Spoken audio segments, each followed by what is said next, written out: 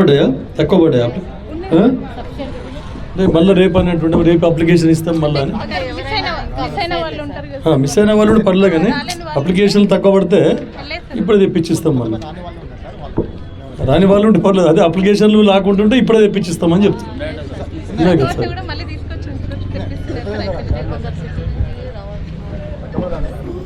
నేటి ప్రజాపాలన కార్యక్రమంలో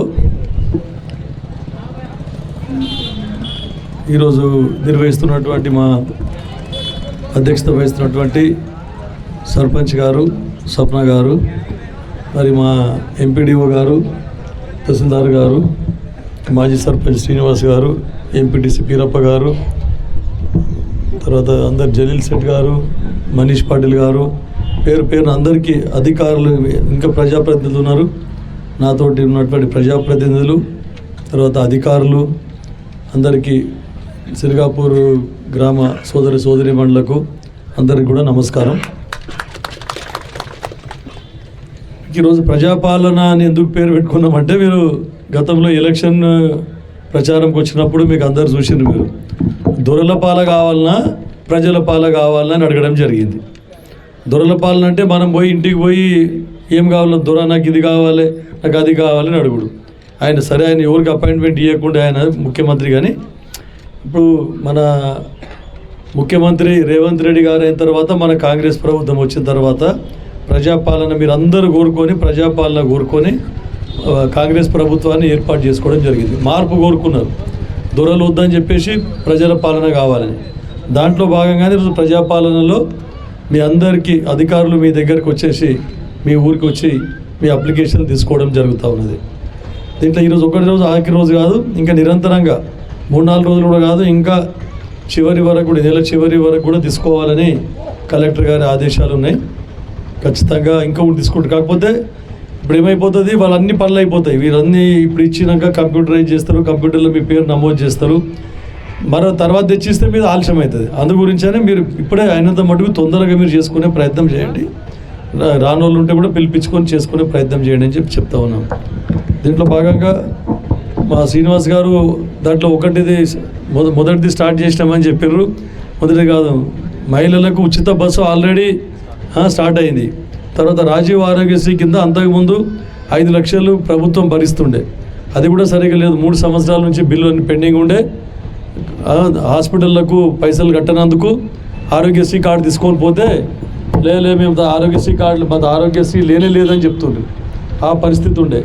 దానికి ముఖ్యమంత్రి రేవంత్ రెడ్డి గారు ఈరోజు 10 లక్షల రూపాయలు రాజీవ్ ఆరోగ్యశ్రీ స్టార్ట్ చేయడం జరిగింది. ఎవరికన్నా ఏదైనా జబ్బు వస్తే పెద్ద ఆసుపత్రికి తీసుకొని పోతే 10 లక్షల రూపాయల వరకు కూడా ప్రభుత్వమే భరిస్తుంది. ఇది తర్వాత మహాలక్ష్మిలో ఇంకో స్కీమ్, సిలిండర్ గ్యాస్ సిలిండరు 500కే 500 రూపాయలకు సిలిండర్ ఇస్తాం. ఇప్పుడు 1200 రూపాయలు కడుతున్నాం మనం. ఎవరికి ఎన్ని అవసరం ఉన్నాయో పొదుపుగా వాడుకోవాలి. మళ్ళీ 500లకు దొరుకుతున్నదని మళ్ళీ అట్లా వాడుకుంటే కూడా కష్టమే. ఎందుకంటే పొయ్యి ముట్టించి అన్నీ నెంకుతారు. నాకు మంచిగా గుర్తున్నది, ఎక్స్పీరియన్స్ ఉన్నది. అన్నీ నెంకొని పెట్టుకున్నాక పొయ్యి ముట్టియాలి, అయితే గ్యాస్ తక్కువ కాలుతుంది. అయితే అదొకటి. ఇంకోటి మహాలక్ష్మి స్కీమ్లో 2500 అయితే ఇప్పుడు పెన్షన్ అయితే 2000 ఉన్న పెన్షన్ 4000 పెన్షన్ వస్తుంది వాళ్ళకు. మరి అది ఎట్టి పరిస్థితి చేస్తారు. అది కాకుండా కూడా కొత్తగా పెళ్ళైన వాళ్ళది ఆ రేషన్ కార్డులో పేర్లు లేవు. తర్వాత 10 సంవత్సరాలు ఉన్న పిల్లలు ఈరోజు 20 సంవత్సరాలకు వచ్చింది. 12 ఉంటే 22 అయినా 10 సంవత్సరాలు పెరిగింది. వాళ్ళ పెళ్ళిళ్ళు కూడా అయినాయి, వాళ్ళకు కూడా పిల్లలు ఉన్నారు. అయితే రేషన్ కార్డు ఆధారంగా చేయాలంటే ఇది కుదరదని చెప్పేసి అందరూ అర్హులు అయిన వారు ప్రతి ఒక్కరు కూడా అప్లికేషన్ పెట్టుకోవచ్చు. తండ్రికి సంబంధించిన రేషన్ కార్డు నెంబర్ వేసి మళ్ళీ ఒక వైట్ పేపర్లో మీరు మాకు రేషన్ కార్డు అవసరం ఉన్నదని మీ ఫామ్ అని నింపి దాని వెనకాల మీ కుటుంబ సభ్యుల పేర్లు, భార్య భర్త పిల్లలు ఒకటి వేసేసి మాకు అప్లికేషన్ అవసరము, అది రేషన్ కార్డు అవసరమని అప్లికేషన్ పెట్టి దానికి జతపరిచి ఇవ్వాలని చెప్పేసి చెప్తుండ్రా మీరు సెక్రటరీ చెప్పారు కదా అదే అంటున్నాం. మరి ఎందుకంటే మళ్ళీ సపరేట్ ఫామ్ ఇస్తారంట. ఒకవేళ మనకు ఎందుకంటే ఎన్ని దరఖాస్తులు వచ్చినాయి తెలియాలి ప్రభుత్వానికి అని, ఎన్ని రేషన్ కార్డులు అవసరం పడతాయో చూచాయగా ఒక అకౌంట్ ఉండాలని అట్లా పెట్టమని చెప్పినారు. కాబట్టి అట్లా ఇవ్వండి మీరు. ఇక వేరే స్కీమ్లు ఏమున్నా కూడా ఇప్పుడు పెన్షన్ గురించి మనం అంటున్నాం. ఎంతోమంది ఇప్పుడు వస్తారు, 45% వికలాంగ ఉంటేనే పర్సెంటేజ్ డాక్టర్లు సదరం సర్టిఫికెట్ ఉంటేనే వీళ్ళకు వికలాంగుల పెన్షన్ వస్తుంది. చాలామంది వికలాంగులు వచ్చి ఇప్పుడు నాకు ఏం చెప్తున్నారు, సార్ మోకాలు నొప్పులు సార్, నడవనికి వస్తలేదు సార్. అట్లా అంటే వయసు అయిపోయాక యువలకు కూడా నడవనికి రాదు, అందరికీ మోకాలు నొప్పులు వస్తాయి. అట్లా కాకుండా నిజంగా హ్యాండిక్యాప్డ్ ఉండి పని చేసుకోలేదు, తన పని తాను చేసుకోలేనటువంటి వాళ్ళు ఉంటే సదరం క్యాంప్ పోయి సర్టిఫికేట్ తీసుకొని మీకు పెన్షన్ వచ్చే విధంగా ఖచ్చితంగా కృషి చేస్తారు. ఇప్పుడు దీంట్లో అయితే భాగంగా ఇంతకుముందు ఎవరైతే పెన్షన్ వస్తున్నదో వాళ్ళకు 2,000 రూపాయలకు బదులు 4,000 రూపాయలు చేయడం జరుగుతుంది అని చెప్పేసి చెప్తా ఉన్నాం. తర్వాత ఇంకోటి ఇండ్ల గురించి ఎలక్షన్లో పోయినప్పుడు చాలామంది ఇండ్ల గురించి అడిగారు. ఇండ్ల గురించి ఎక్కువ మట్టుకు ఇండ్లే, మాకు ఇండ్లు లేవు సార్, 10 సంవత్సరాల నుంచి గత ప్రభుత్వంలో డబుల్ బెడ్రూమ్ అన్నారు కానీ ఒక్క ఇల్లు కూడా ఇవ్వలేదు.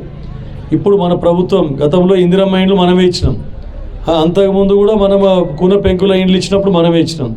మళ్ళీ అప్పుడు ఏది కాలనీ చేసినాం, అప్పుడు ఎన్నో జాగాల్లో జాగా తీసుకొని కాలనీలు కట్టించి ఆ పెంకుటీన్లు మనం ఇచ్చినాం ఎంతోమంది బీదోళ్ళకు. మళ్ళీ రాజశేఖర రెడ్డి పీరియడ్లో మళ్ళీ స్లాబ్ ఇండ్లు కూడా ఇచ్చినాం. ఇప్పుడు కూడా మన ప్రభుత్వం కృత నిశ్చయంతో ఉన్నది, ప్రతి ఒక్కరు ఎవరు ఇల్లు కట్టుకుంటారో వాళ్లకు 5 లక్షల రూపాయలు ఆర్థిక సాయం చేయాలని చెప్పేసి ఉన్నది. ఫస్ట్ జాగా ఎవరికైతే సొంత జాగా ఉన్నదో ఆ జాగా ఉన్నోళ్లకు వాళ్ళకు ఫస్ట్ 5 లక్షల రూపాయలు ఇవ్వాలని.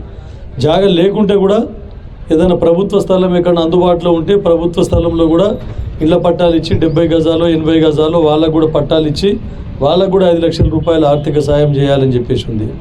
అది ఇంకా సరిపోకపోతే ఇంకా 5 ఎకరాలు ఎక్కడన్నా 10 ఎకరాలు కొనుక్కొని తక్కువ ధరకు దొరుకుతాయి. ఇప్పుడు తక్కువ ధరకు దొరుకుతలేదు, కానీ ఒకవేళ వ్యవసాయంకు పనికిరాని భూమి అటువంటిది ఏమన్నా ఉంటే కూడా గుర్తించి తహసీల్దార్ గారు అటువంటిది ఏమన్నా ఉంటే కూడా గుర్తించి ఇప్పుడే, ఎందుకంటే ఎప్పుడు అన్నీ అప్పుడు గవర్నమెంట్కి వెళ్ళి ఇన్స్ట్రక్షన్స్ రాకముందే మీరు అందరు ప్రిపేర్ అయ్యి ఉంటే మంచిది, అందుకే చెప్తున్నాను మీరు.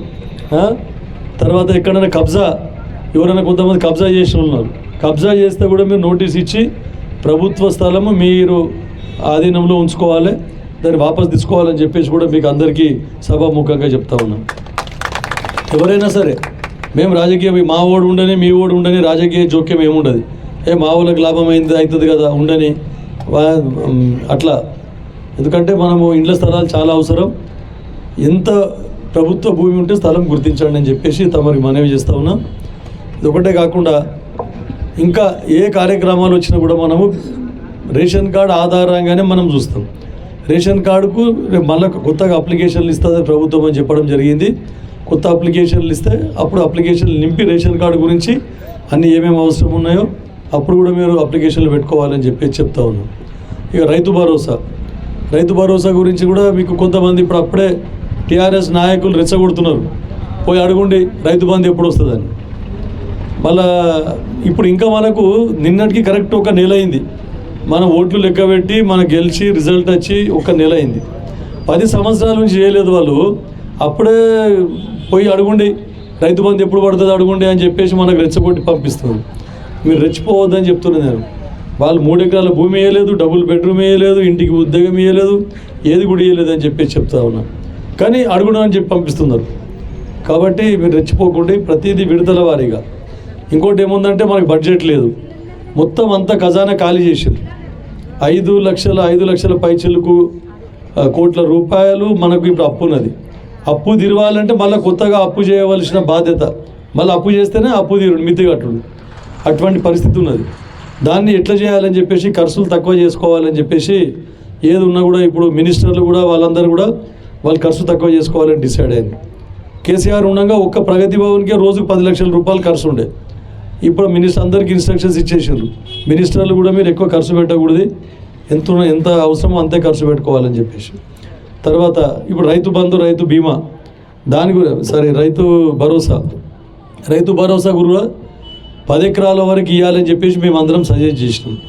ఎందుకంటే ఇంతకుముందు 50 ఎకరాలు 100 ఎకరాలు ఉన్న కూడా రైతు బంధు పడ్డది, మంత్రులకు 60-20 లక్షలు పడ్డది, గరీబోనికి 1/2 ఎకరం ఉన్నోనికి ఎంత పడుతుంది, 5,000 పడుతుంది, ఎకరం ఉంటే 10,000 పడుతుంది. కానీ పెద్ద భూస్వాములకే ఎక్కువ లాభమైంది.